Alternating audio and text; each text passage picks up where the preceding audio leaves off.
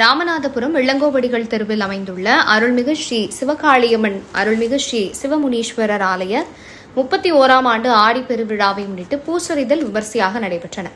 ஆலயத்தை மின் விளக்குகளால் அலங்காரம் செய்யப்பட்டு செண்டை மேளம் முழங்க விரதமிருந்த பெண்கள் பல்வேறு மலர்களை தட்டில் ஏந்தி வான வேடிக்கை நிகழ முக்கிய வீதி வழியாக வலம் வந்து அம்மன் பாதத்தில் சமர்ப்பித்தனர். அம்மனுக்கு நாகப்படிகை கையில் திரிசூலத்துடன் பல்வேறு மலர்களால் அலங்காரம் செய்யப்பட்டு பஞ்சமுக தீபாராதனைக்கு பின் அனைவருக்கும் பிரசாதம் வழங்கப்பட்டன. பூசொரிதல் என்பது பலவிதமான நறுமணமிக்க மலர்களால் அம்மனின் பீடத்தை முழுமையாக மூடும் அளவுக்கு பூக்களை மழையாக தூவி வழிபாடு செய்யும் சடங்காகும். பக்தர்கள் தங்களின் வீடுகளிலிருந்தும் சொந்த ஊர்களிலிருந்தும் கூடைகளில் பூக்களை ஏந்தி ஊர்வலமாக வந்து அம்மனுக்கு சமர்ப்பிப்பார்கள். அம்மனின் திருமேனியில் உஷ்ணம் அதிகரிக்கும் என்பதால் அம்மனை குளிர்விப்பதற்காகவும் அவருக்கு ஓய்வளிப்பதற்காகவும் வாசனைமிக்க குளிர்ச்சியான மலர்களால் பூசொரிதல் செய்யப்படுகிறது.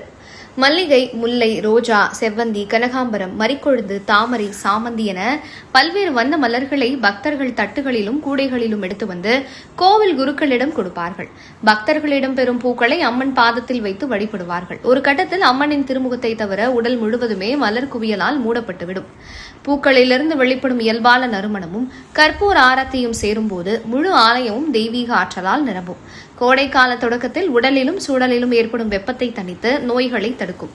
மலர்கள் எவ்வாறு தன்னை கரைத்துக் கொண்டு நறுமணத்தை தருகின்றனவோ அதுபோல நமது அகந்தையை அம்மன் பாதத்தில் சமர்ப்பிப்பதை குறிக்கிறது. சுபிட்சம், மங்களம், பூசொரிதல் என்பது வெறும் பூக்களை சாற்றுவது மட்டுமல்ல, குளிர்ச்சி வழிபாடு ஆகும். இவ்விழா ஏற்பாட்டினை விழா குழுவினர் செய்திருந்தனர்.